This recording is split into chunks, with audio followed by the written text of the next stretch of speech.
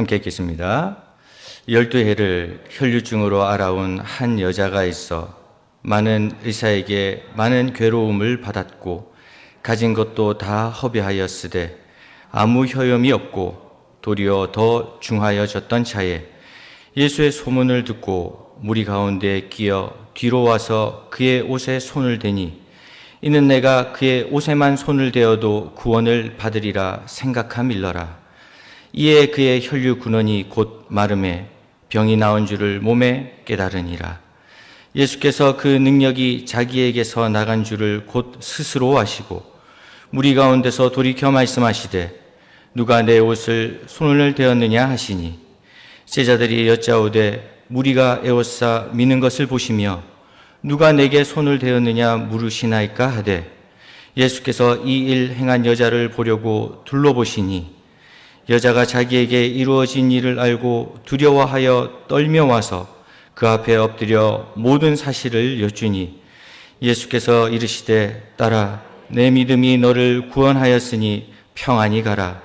내 병에서 놓여 건강할지어다. 아멘.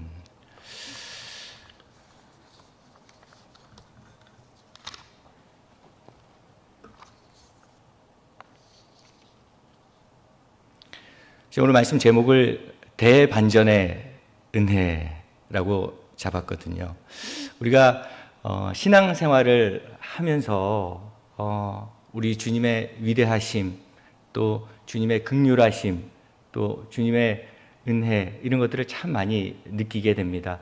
우리는 평범하고 우리는 연약하고 또 해를 거듭할수록 또 삶이 더해갈수록 사실 우리 힘으로 해결할 수 없는 장애물들을 너무나도 많이 만나는데 그때마다 시기적절하게 가장 큰 은혜를 우리에게 주시고 그때마다 우리의 길을 인도하시고 생각지도 못한 방법으로 하나님의 역사를 체험케 하시는 그 주님을 우리가 믿고 있구나라는 생각을 하게 됩니다.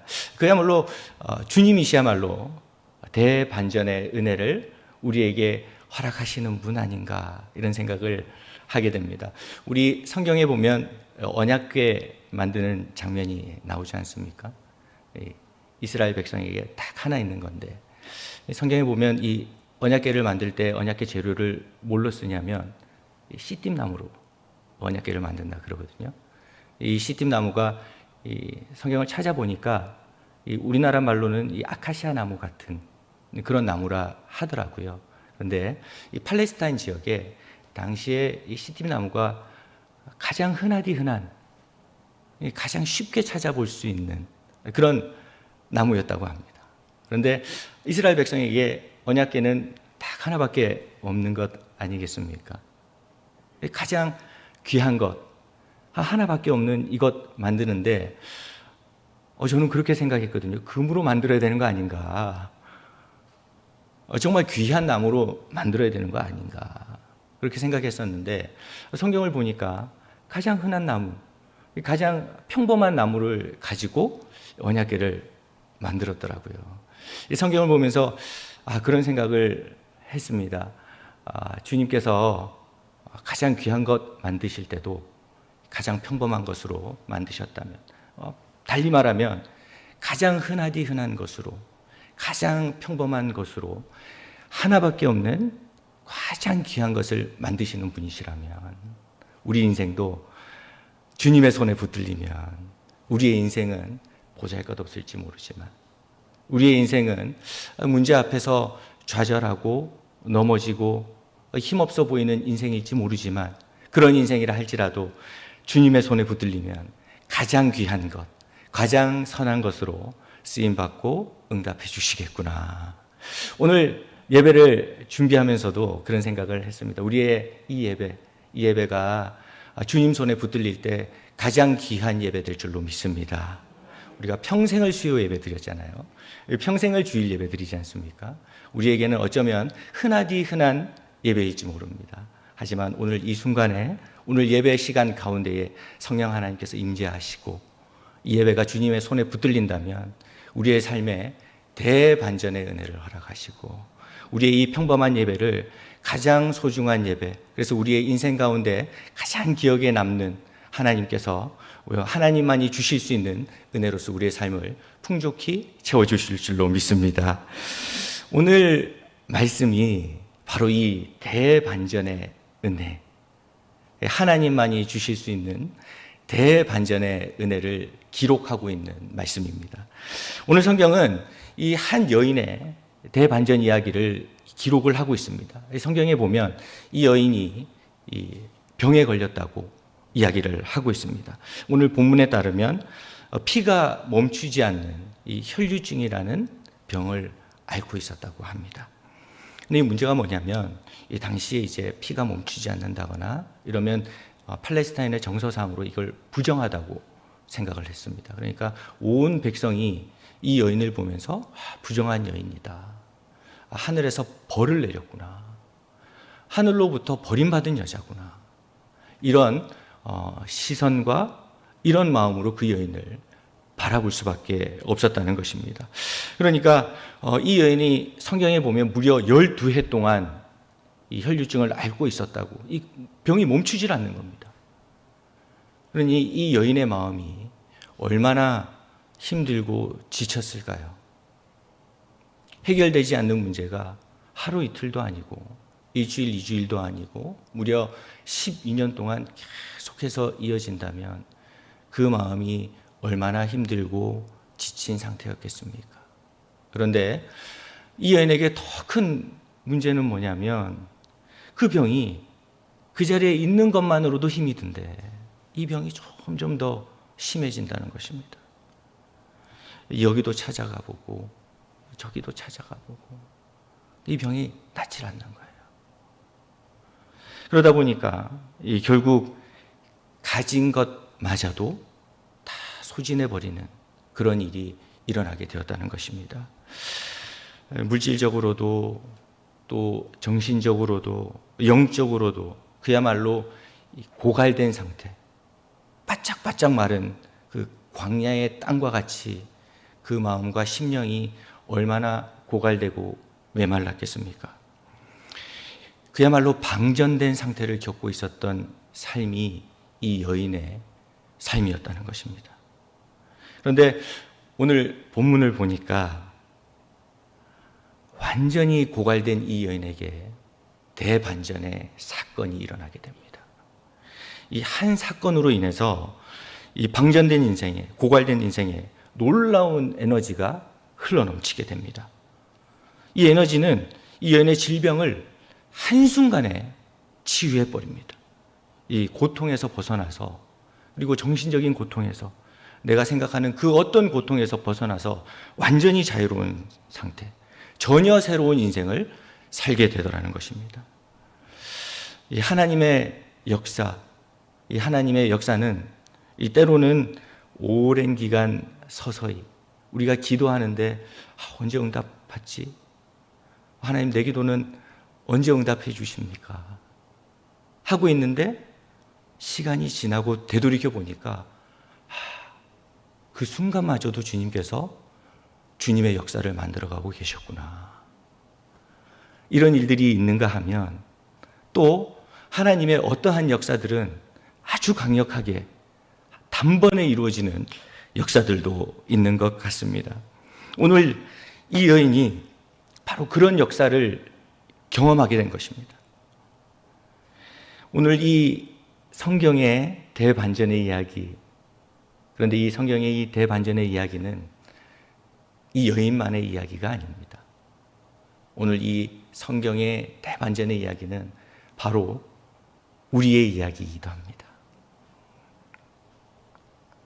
주님, 오늘 말씀이 이제는 나의 말씀이 되길 원합니다. 주님 손에 붙들리면 그 어떤 문제도, 그 어떤 어려움도, 아무리 큰 장애물도 넉넉히 이겨나가고 능히 헤쳐나가게 해주실 줄로 믿습니다. 이 고백이 있을 때 주님께서 그러한 믿음 그대로 역사해 주신다는 것입니다. 그렇다면 이 여인에게는 어떠한 일이 있었을까요? 과연 이 여인에게 무슨 일이 있었길래 이 여인에게 이러한 대반전의 은혜, 정말 상상하지도 못할 이 은혜를 누릴 수 있게 되었을까요? 오늘 성경은 그 비결을 우리에게 알려주고 있습니다. 첫 번째, 이 여인이 놀라운 대반전의 하나님의 은혜를 경험할 수 있었던 첫 번째 이유는 주님의 말씀이 그녀의 귓가에 들려왔기 때문입니다. 주님의 복음이 그녀의 귓가에 들려왔기 때문입니다. 오늘 27절 말씀입니다. 27절 말씀을 함께 읽어보도록 하겠습니다. 예수의 소문을 듣고 무리 가운데 끼어 뒤로 와서 그의 옷에 손을 대니. 예수의 소문을 듣고, 여인이 이러한 대반전의 역사를 경험할 수 있었던 그 첫 번째 이유는 시작점에 예수님에 관한 소문을 들었기 때문이라는 것입니다. 이 소문이라는 것이 무엇일까요? 이 나사렛에 예수님이라는 이 선지자가 나타났는데, 이 선지자가 능력이 많더라. 필요를 채우고 그가 하는 말씀을 들어보니까 이제껏 들은 말씀이랑은 전혀 다른 새로운 기쁜 소식인 것 같더라. 근데 더 놀라운 것은 누구든지 그에게만 가면 고침을 받고, 누구든지 그에게만 가면 치유를 받고, 그 예수님이 이방인도 가리지 않고 죄인도 가리지 않고 누구든지 맞이해 주시더라. 이 소문입니다. 이 소문이 그 당시에 쫙 퍼져 있었는데, 이 소문이 여인에게 들려왔고, 이 여인이 놀랍게도 그 소문을 받아들였다는 것입니다. 복음은 필요 없는 사람에게는 그저 그런 소문일 수밖에 없지만, 이 복음을 받아들이는 사람에게는 그 사람을 다시금 살려내는 힘이 되고 능력이 됩니다. 그런데 이 여인이 이 소문을 그저 그런 소문으로 듣지 않고 자기의 것으로 받아들였다는 것입니다. 그랬더니 놀라운 일이 그녀의 생각 속에서 일어나게 됩니다. 28절입니다. 이는 내가 그의 옷에만 손을 대어도 구원을 받으리라 생각함 일러라. 여인이 말씀을 받아들였는데 그의 생각에서 놀라운 일이 벌어지더라는 것입니다. 놀랍게도 이 복음은 여인의 생각 속에 들어가서 역사하기 시작을 한 것입니다. 놀랍게도 그의 생각을 변화시킨 겁니다. 지금까지 한 번도 생각해 보지 못한 소망과 희망을 가지게 되더라는 것입니다. 당시에 정서를 말씀드렸던 것 같이 정서가 있었기 때문에 이 여인 스스로가 나는 예수님께 찾아가면 나는 고침을 받을 수 있을 거야, 이런 생각을 하기에는 너무 많은 실패들이 쌓여왔습니다. 그야말로 패배감에 젖어 있었을 것입니다. 한 번 실패하고 두 번 실패하고 그러다가 가진 것마저도 모두 다 소진해버린 그녀의 인생, 그녀의 마음속에는 전혀 다시 일어날 수 있을 것이라는 생각이라고는 할 수 없었을 것입니다. 그런데 놀라운 것은 주님의 소문을, 복음의 소문을 나의 것으로 받아들이니까 그 복음이 내 안에서 살아 숨쉬며 내 삶 속에 소망을 만들어내더라는 것입니다. 복음이 생각 속에 들어가서 희망을 만들어냈습니다. 복음이 생각 속에 들어가서 믿음을 만들어내고 마침내 기적이 일어나게 되더라는 것입니다. 하나님의 말씀은 생명력이 있습니다. 하나님의 말씀은 운동력이 있습니다. 그래서 이 말씀을 나의 말씀으로 받아들이면 그 말씀이 우리 안에서 역사하기 시작합니다. 소망을 만들어내고 희망을 만들어내기 시작합니다. 보지 못했던 것을 보게 만들어주신다는 것입니다. 마치 깜깜한 방에, 아무것도 보이지 않는 방에 불을 탁 켰을 때 보이지 않는 것들이 보이게 되는 것과 마찬가지로 깜깜한 게 한순간 없어지고 나의 걱정과 두려움이 한순간에 사라지며 하나님의 소망이 보이는 것과 마찬가지로 주의 말씀이 내 마음 안에 들어오면 우리의 삶 속에 주님의 소망과 희망을 허락해 주신다는 것입니다. 우리가 매주일 교회에 나와서 하나님의 말씀을 듣는 이유가 무엇이겠습니까? 우리 3일 뒤에는 전교인 산상기도회를 가지게 됩니다. 우리가 굳이 거기까지 가서 기도를 하고 주의 말씀을 듣는 이유가 무엇일까요? 주의 말씀이 나의 말씀이 되기를 원하는 것입니다. 우리가 매번 말씀을 듣는 이유가 여기에 있습니다. 우리가 말씀을 듣는 이유는 말씀을 듣고 위로를 얻고 감동을 받고 혹은 내가 지식적으로 성경을 잘 알고 내가 이런 것 아닐까? 맞다고 생각하는 것들을 또 한 번 확인하는 시간이기도 하지만 더불어서 더욱더 중요한 것은 말씀을 통해서 하나님의 음성을 듣고 말씀을 통해서 주님의 마음을 느끼고 내 생각을 주님의 생각, 주님의 마음, 주님의 소망으로 바꾸게 하는 것. 그것이 바로 우리의 예배고 주님의 말씀이라는 것입니다. 왜냐하면 주님의 생각이 우리의 생각으로 찾아올 때, 우리의 생각이 비워지고 주님의 생각으로 가득 찰 때, 그때 비로소 우리의 삶이 주님의 역사와 소망으로 가득 차기 때문입니다.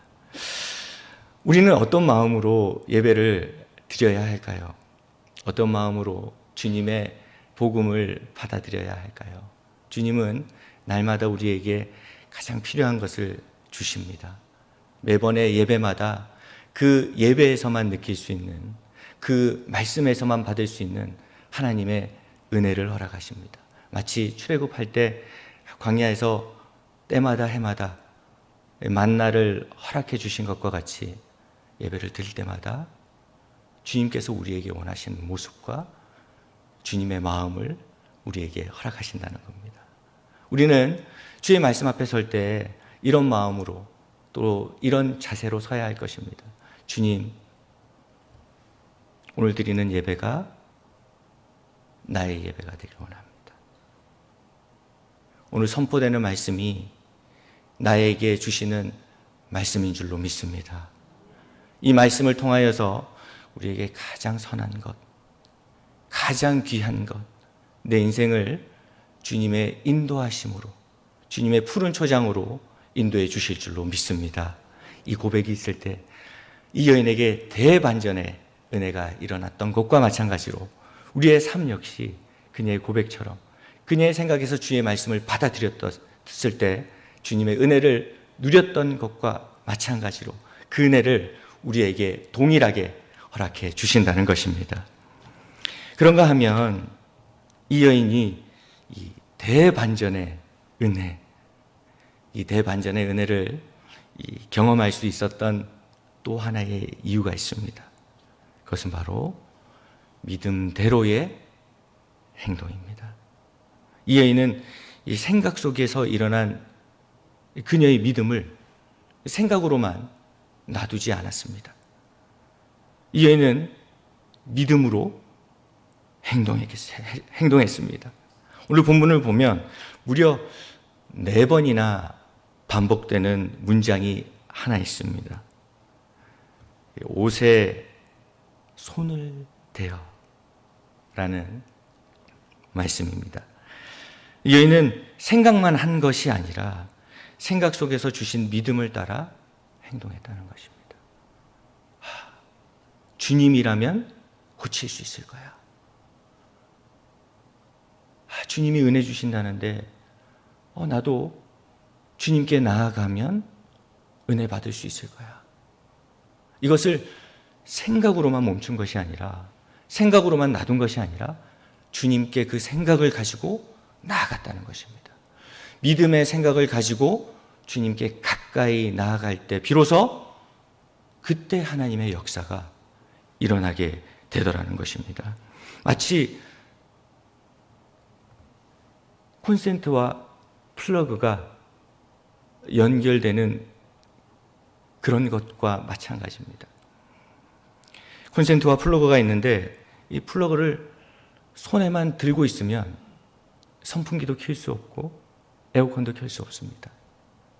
하지만 이 콘센트를 플러그에 꽂으면 비로소 선풍기를 통해서 또 에어컨을 통해서 시원한 바람을 맞이할 수 있는 것처럼 이 여인에게는 이 믿음의 움직임이 있었다는 것입니다. 마치 플러그를 콘센트에 탁 꽂을 때에 전기가 흘러오듯이 예수님의 옷을 잡았는데 놀랍게도 예수님의 능력이 흘러들어가는 그야말로 대반전의 은혜가 그녀에게 일어나게 되더라는 것입니다. 말씀은 믿음의 행동으로 이어질 때에 그때 기적의 역사가 일어납니다. 하나님이 주신 플러그를 이제는 실제로 콘센트에 꽂아야 할 때입니다. 사실 믿음을 가지고 있는 것만으로도 참 대단한 것입니다. 하지만 믿음을 삶으로 살아가면 하나님만이 주실 수 있는 비교도 되지 않는 하나님의 은혜의 길로 우리를 인도해 주신다는 것입니다. 이 여인에게 참 장애가 많았습니다. 어떤 장애가 있었을까요? 마치 우리가 믿음으로 행동하기 어려운 장애와 같을 것입니다. 이 여인에게 믿음으로 행동하기에는 너무 어려운 장애물들이 있었는데 그 중에 하나가 예수님을 둘러싸고 있는 사람들이었습니다. 예수님께 가려니까 사람들이 너무 많은 거예요. 이 여인은 숨어 살았을 것입니다. 격리돼서 살았을 거예요. 그리고 씻지도 못했을 거니까 얼마나 많은 냄새도 났겠습니까? 그녀의 모습도 그리 평범치 않았을 것입니다. 사람들이 그녀를 보면서 뒤에서 수군거렸을 수도 있고 그녀에게 부정하다고 돌을 던졌을 수도 있습니다. 이 여인이 얼마나 두려웠을까요? 그런데 이 여인이 참 위대하고 대단한 것은 그녀에게 믿음이 자리 잡았을 때 주님 아니면 안 됩니다. 주님께서 하셔야 이 일이 가능하게 될 줄로 믿습니다. 이 갈급함으로 주님께 나아갔던 것입니다. 우리의 신앙도 마찬가지일 것입니다. 신앙생활을 하다 보면 우리가 잘 알고 있습니다. 우리가 하나님을 믿고 또 하나님이 우리를 세상 그 어떤 것보다 사랑하시기 때문에 우리의 길을 가장 선한 길로 인도해 주시리라는 것, 이거 잘 알고 있습니다. 하지만 문제는 우리가 믿음을 가지고 있지만 그 한 발을 내딛는 것이 그만큼 어려울 때가 찾아온다는 것입니다. 그런데 오늘 성경을 통해서 또 성경이 우리에게 말씀하고 있습니다. 장애물이 있다 할지라도 그 장애물을 뚫고 주님 앞에 나아가면 주님께서 그 일을 해결해 주신다는 것입니다. 제가 참 부끄러웠던 경험이 있거든요. 청년교회 이제 전체 사역 중에 예라모십이라는 사역을 하고 있습니다. 예라모십을 시작할 때 너무 부끄러웠던 기억이 있어요. 청년교회 한 110명, 120명 이렇게 실제 출석하는 숫자가 그 정도 됩니다. 그런데 2018년도에 이 한 해를 시작하면서 수련회를 다녀왔거든요. 겨울 수련회를 다녀왔는데 겨울 수련회 갔다 오면 새 힘도 없고 소망도 없고 이럴 줄 알았는데, 수련회 다녀왔는데 찬양팀 멤버가 2명밖에 안 남은 겁니다. 한 12명, 13명 있었는데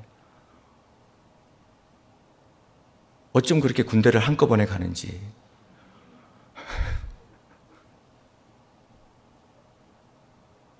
서울로 유학 가고 워킹 홀리데이 간다고 외국으로 나가고. 그런데 참 마음이 힘들었던 게 너무 한순간에 일어난 거예요.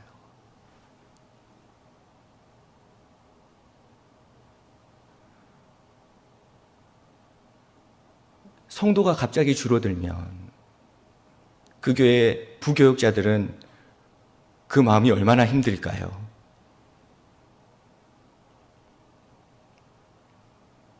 위 목사님께 보고하러 올라가야 되는데 30초면 올라가거든요. 올라가는 그 길이 한 30분 걸리는 것 같더라고요. 숨기고 싶었습니다. 가리고 싶었습니다.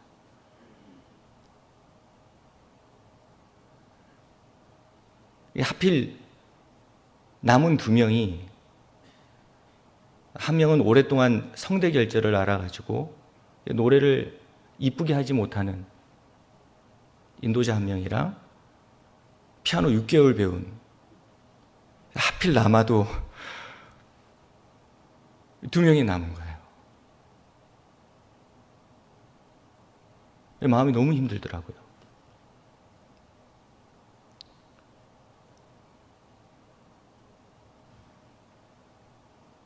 그런데 힘든 마음이 찾아오니까 마음의 고백도 쉽지 않더라고요. 그런데 그때 남은 그 2명이 며칠 뒤에 저를 찾아왔어요. 그리고 청년들을 케어하는 간사, 그러니까 리더들, 찬양팀은 아니지만 청년교회 사역을 같이 하는 멤버들 몇 명이 찾아왔습니다. 찾아와서 저한테 그러더라고요. 목사님,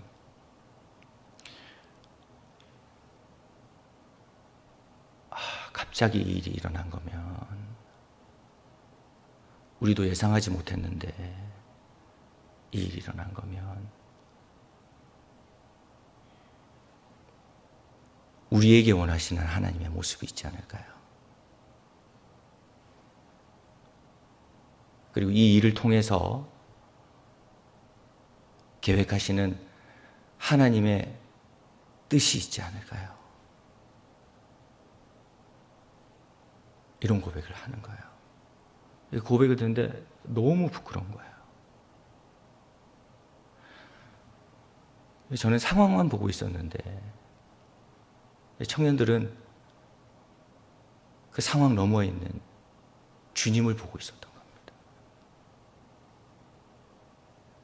그 고백을 듣고 캘리포니아에서 중고악기를 하나 들여와요. 그게 예라모십의 시작입니다. 그리고 2명에서 시작했던 그 찬양팀은 지금 무려 10만 구독자와 함께하는 찬양팀이 되었습니다. 영상을 하나를 올리면 100여 개 이상의 국가에서 그 복음의 메시지를 함께 전달받는 그런 일들이 일어났습니다. 제가 그 일 겪으면서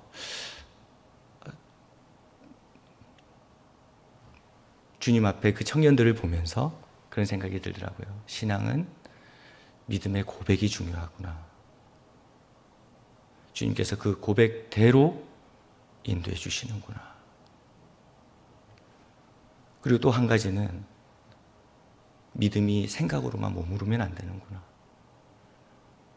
정말로 주님을 신뢰하고 주님을 믿으며 살아가야 되는 것이구나. 오늘 이 여인 장애가 참 많았습니다. 힘든 마음, 메마른 마음에 얼마나 그녀의 병을 감추고 싶었겠습니까? 그런데 주님께 그녀의 갈급함을 들고 나갔을 때 주님께서 그 문제를 해결해 주시더라는 것입니다.